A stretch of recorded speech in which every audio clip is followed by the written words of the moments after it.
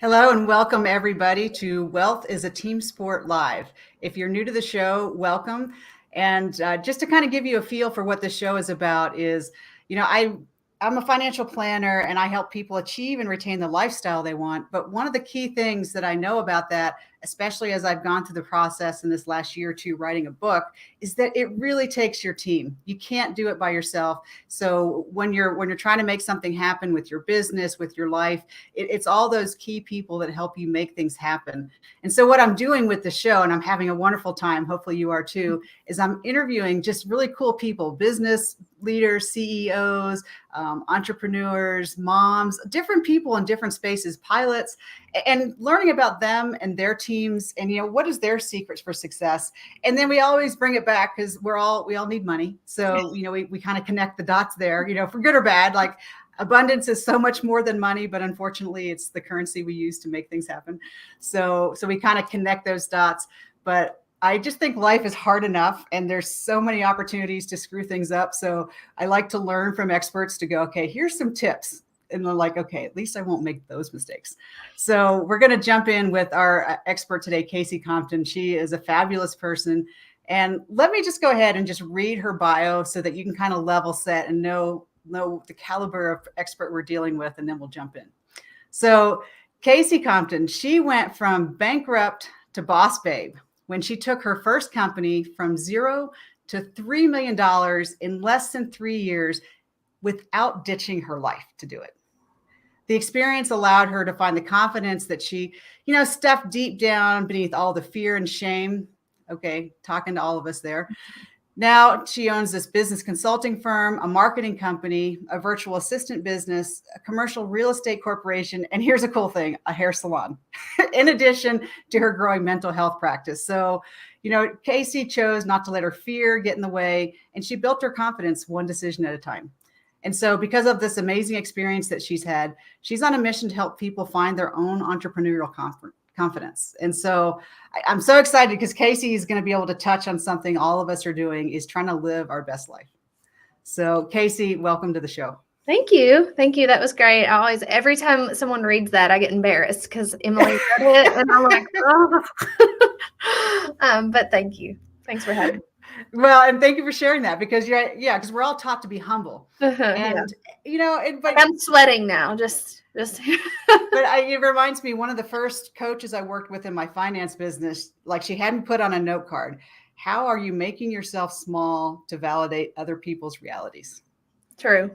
And I was like, oh yeah. And but it's still hard. So I love this thing that you're on a mission to help people find their confidence and achieve entrepreneurial freedom through business systems. Mm-hmm. I love that. So just tell me a little bit more about that. And, when did you realize that you have a gift for thinking this way? Because not everybody does. So whenever you read the bio and it said, she did all of these things without ditching her life to do it, I do just want to point out, I almost ditched my life to do it. I got super close, and it was really one of these. What were you going to do? Well, it wasn't like I was actually going to ditch it. It was just that I was so consumed by all of the to-dos that I needed to achieve success. I was so determined to make it, or, to prove others wrong, or to do all the things that a lot of us set out to do. Right. And, I sacrificed a lot of time with myself. I was just burning myself out for a while in the beginning. I sacrificed relationships. I sacrificed a lot of things, but I didn't even know it. Like I did not even know it was happening. Right. Luckily it never hit that bad moment. It was just kind of one of those things where something happened organically in the business, and it was kind of like a wake-up call. And I thought, okay, this is not sustainable anymore. Like, I can't do this. And I think we all get to a point, whether it's in business or whether it's in a relationship or whether it's in a job or whatever, where you're just like, I can't do this anymore. Like I have nothing, like there's no capacity. There's no space for this. And I kind of hit that point back just probably about the 2.5 year mark in my business. And I realized that I needed to be smarter about what I was doing, and that my time was valuable and that it was limited, and I needed to treat it that way. And so that's kind of when I took my neurotic type A personality side. And I was born like that in a lot of ways. So I like procedures, I like consistency, I like order, I like efficiency. And so I realized that I was going to have to figure out how to do all of that, capture all of that, then duplicate myself into my team. And had no idea I was good at it. I didn't know anything different than, I just thought everybody was doing it that way. Turns out they weren't. And just by going and working with other practices and listening and watching, I realized that, oh, like not everyone thinks like this. This has actually been really helpful. And so I was able to use that change to model my business differently so that in years 3, 4, 5, 6, 7, it didn't have to look like that. It didn't have to feel like that. And now I'm pretty much don't do any of the daily operations of any of the businesses at all, which was ultimately my goal in the beginning, was just freedom. Like some days I might want to, some days I might not. Some days I might want to go, I don't know, to a park. Some days I might want to go to the beach. I really, as an entrepreneur, just wanted that freedom. And I knew that systems type of thinking was the only way to get me there. And the only way that I was going to really be able to take a good handle on systems is if I had confidence. And so it was just kind of like this balancing act for a long time. So I love how you say that, because I had a very similar experience with the Air Force. I had just been, flying the C-130. We were deployed all the time. And I think I missed almost all my brother's weddings, and I was missing all these big events. And while I liked the mission and what I was doing, I was like, I'm not having any kind of a life. And I just kind of reached this point where it was hard, because you put a lot of time and energy going down a path, but then something inside your head at some point just says, you got to have more balance. You got to have a life. There's another way. Mm-hmm.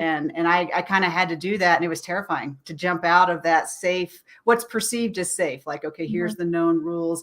And I'm still able to do the Air Force Reserve. So I still get to do that, but in a much more balanced way. So I knew I liked you for a reason. Yeah. And I think it's interesting too. You're probably a lot like this, and I won't say bad words. But I've always been this way. Like we're not half A'ers. And so if I'm going to do something, I'm going to do it, and I'm going to do it to the best of my ability, and I'm not going to slack off, and I'm not going to cut corners, and I'm just going to do a good job. Like that's just my personality. And I think that that's a great thing, and that helps people so much, but that can also get us into trouble, because it can turn us into this overachieving type of entrepreneur that is not sustainable. And a lot of times we forget that kind of drive and passion and grit that we have in the beginning of our business, because we need it, and like our business needs that, and we need that. It's like this, we're fueling the business, and the business is fueling us, and it's working. But once we hit a certain point, that doesn't work anymore, and the business needs something else. And we forget, because we think, well, I'm just going to keep working, and it's going to get better, and it's going to grow. But the business has changed by that point, and so it needs to be treated differently. And that's why we get so burnt out, I think. I think you've nailed it on the head. And it's hard, because you think that pushing is going to carry you through. So you've obviously, you have this systems knowledge, like you have an underlying skill set that clearly applies to a lot of different things. So what made you write a book for healthcare providers specifically? Because like you could have written a book probably for almost anybody. So what drew you to that community? Yeah, the healthcare community has a special place in my heart, because whenever I graduated from college, I was a teacher, and I did that for about 5 years. And then I went back to get my master's, and I got my master's in mental health counseling. And so I'm a licensed professional counselor. So, and that's primarily for a long time who I worked with. So I kind of knew their struggles and their pain and their heart. And so I knew like where their blocks were. So I felt like it was important to write a book specific to that population, even though the framework works for any business. I try to pull in stories and different anecdotes that would speak to healthcare providers in the unique challenges that they face. I love that, because in my family, my mom and dad were both in the medical field. I have a lot of family friends who are in the medical field. I have the sister-in-law and brother-in-law that are PAs. So we were definitely in that medical space. So I really appreciated your book. And I liked looking at it through the lens, because it's like you said, like there's information can apply to everybody, but it's really nice when you take the time like you did to write a book specific for a community in their language. Mm-hmm. And I love that storytelling piece. That's another thing that you and I have in common, is we've worked with AJ learning that storytelling piece, and it just adds a whole other element of communication. Yeah, it does. And that's I would have never known that. But I remember as I was writing the book and developing these stories, like she would read it and she would say, "You're burying gold, Kasey, you're burying gold." And then so she kind of got me thinking, and I think she's spot on that so many people learn through story. And I think it's important. And so every book that I will write in the future will all be story driven, even more so than Fix This Next is. Right. Yeah. Yeah. And it's been, for me, that has been a big, because I've been a very like, just get cut to the chase. Yeah, me too. And one of the things that's interesting is like, I have the picture in my head, but so story is all about going, I have the picture in my head. I need you to have the picture in your head so that we're talking from a common starting spot. Yeah. Because if we don't have that.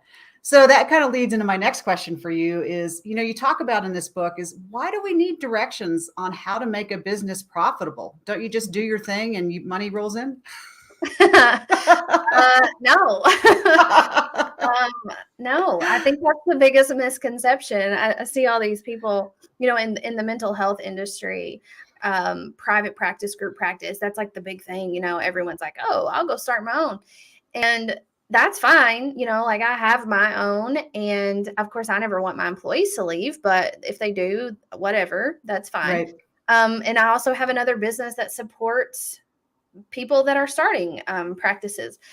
So, but the thing that I see the most often is people have a hard time seeing the gross versus the net, and they don't realize that those operating expenses add up, and how much little profit is there sometimes. And a lot of times that's industry specific too. And in healthcare, the profit margin, or sorry, not healthcare in general, but mental health care, the profit margins, unless you're a cash pay practice, are super low, like super, super low.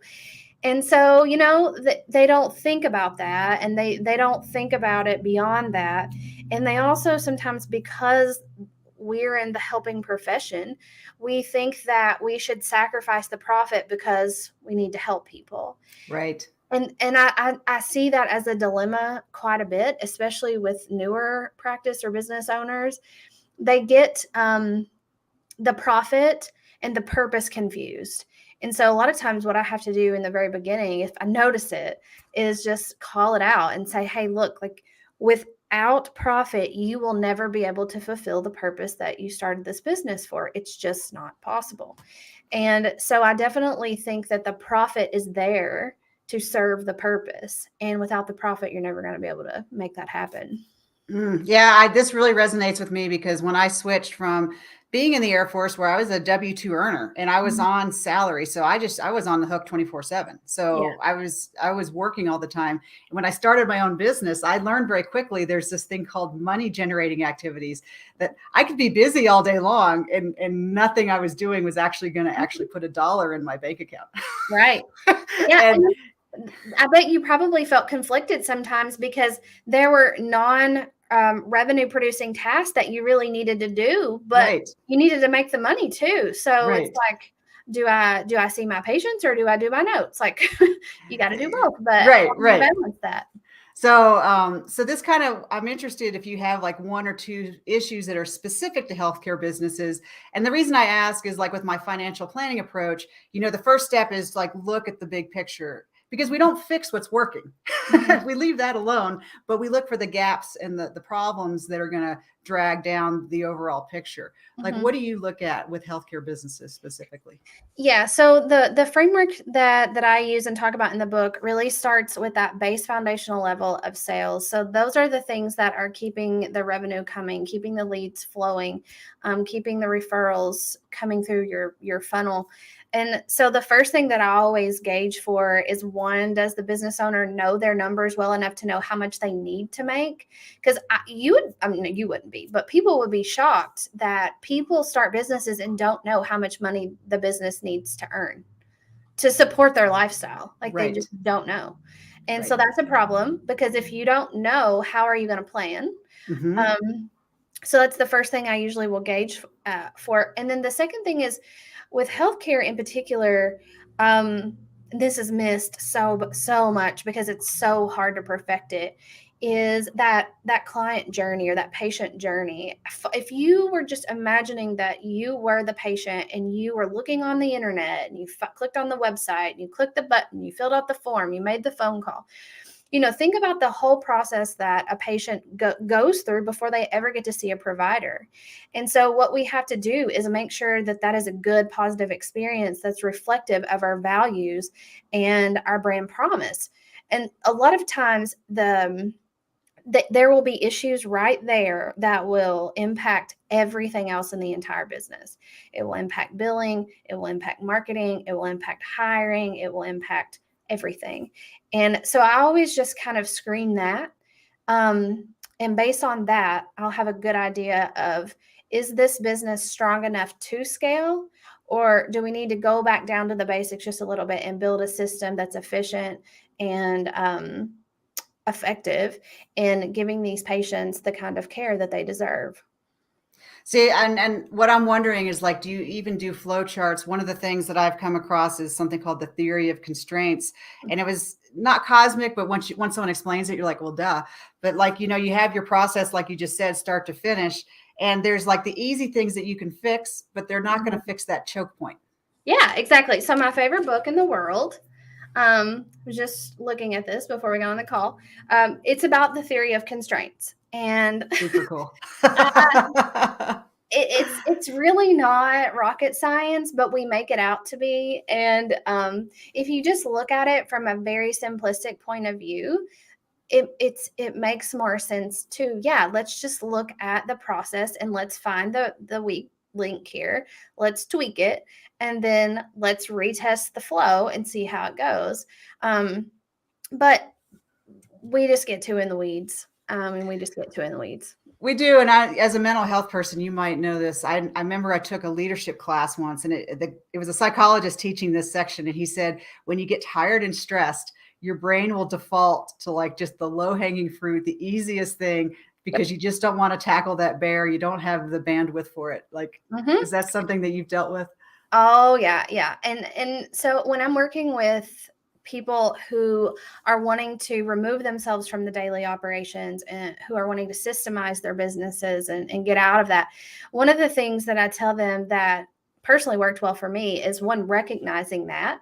And as the owner or whatever your role is, I had to make a hard rule for myself that I was not going to do any task that gave me immediate gratification any longer, because that's exactly what I would do. I would look at my to-do list and I would say, oh, this one's going to be easy and I'm going to feel really good after I do that one, mark that one off. And then those long ones, those ones that required more bandwidth and more energy and more stamina to problem solve, they just hung out on that to-do list and they never got done. And so now what I do is I delegate the low-hanging fruit task that's going to allow someone to have immediate gratification to my team, or I make them responsible for it, which makes them feel good when they do it, because they're like, yeah, I'm getting all my stuff done. And then I keep the big stuff, like the big stuff, big stuff.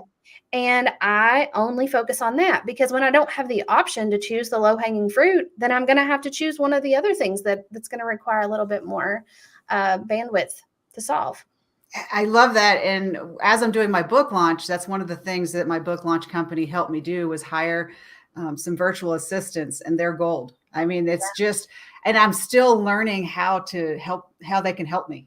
And I'm like, because there's things I catch myself doing and I'm like, oh my gosh, I don't have to do this. And it's such it's awesome. And it's, I like having that team of support. Like, it's not all on my shoulders.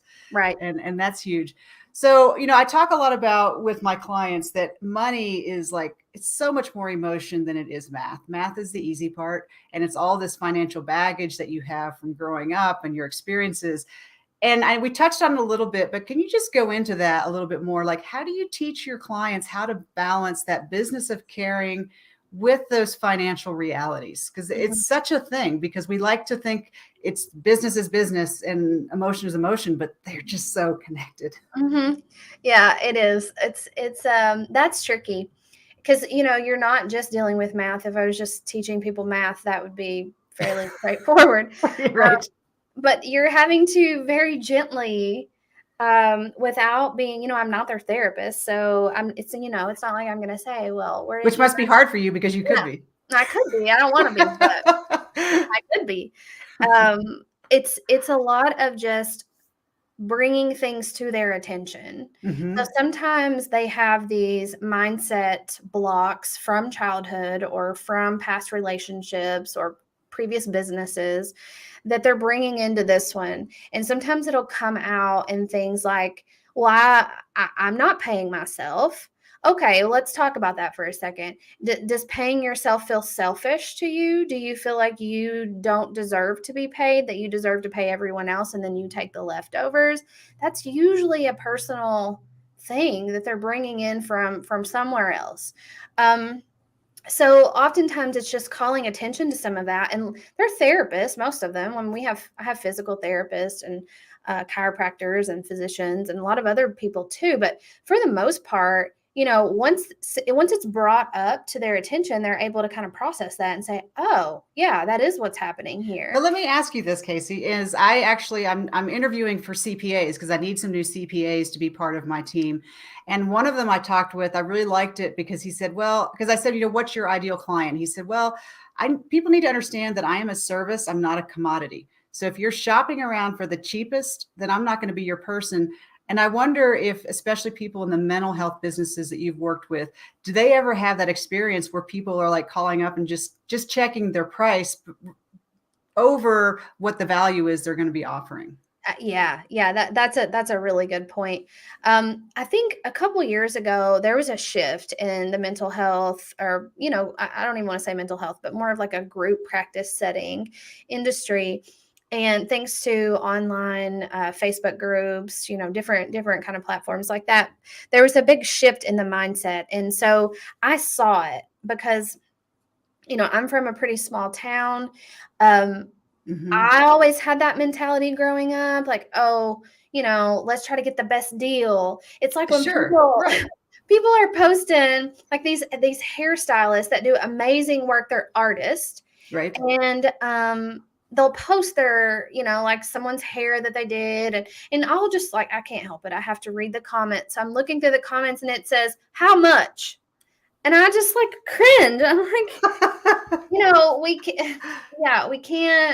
we can't shop quality. And so what happened, what I saw was that there was this kind of collective movement that said, we don't want to be the cheapest. Like, we're going to be proud to have the rate that is valued for our time, our background, our experience.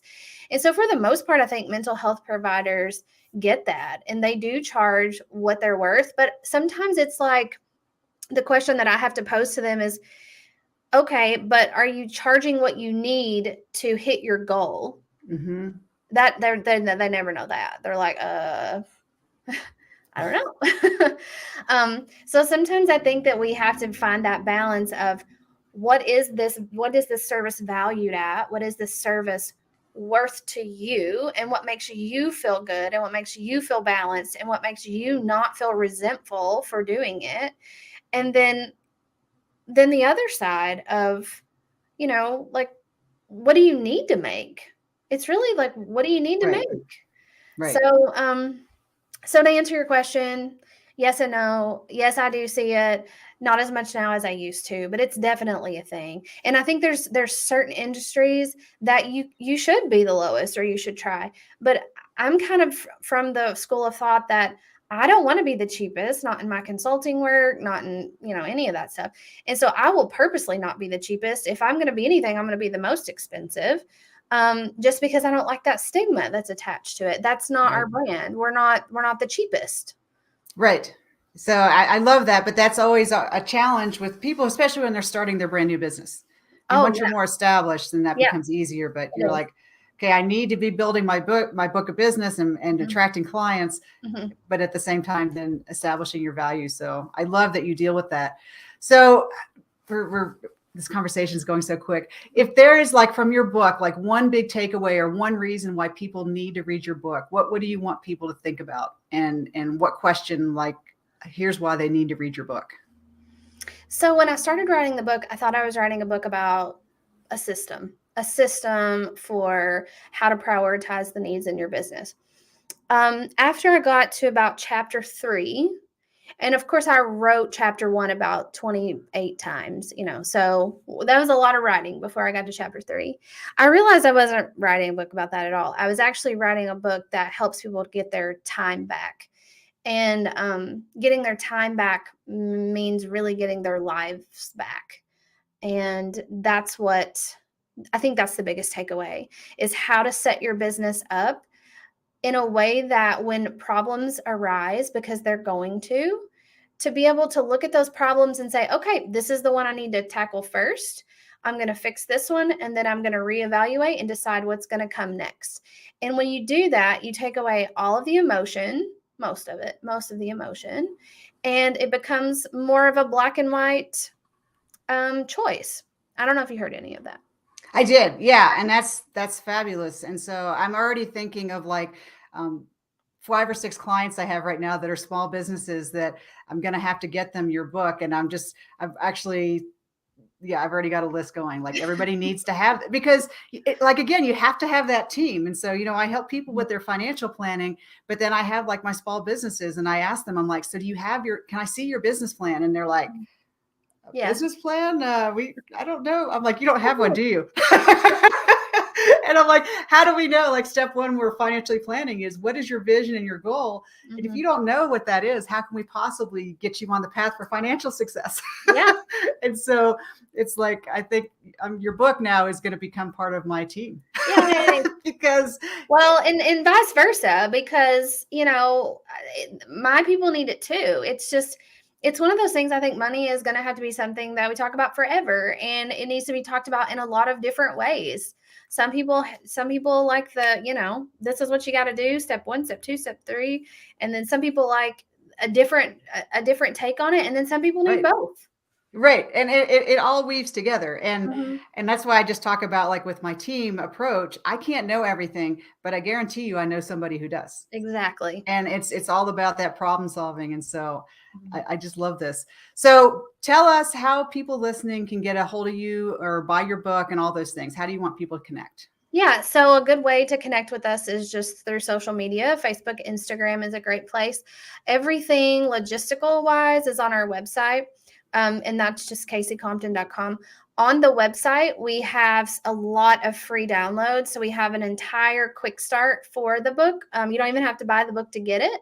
It has a lot of behind the scenes content that didn't make it into the book, lots of pictures from the story. So if you read about Poppy and the old man, you got some pictures there to look at.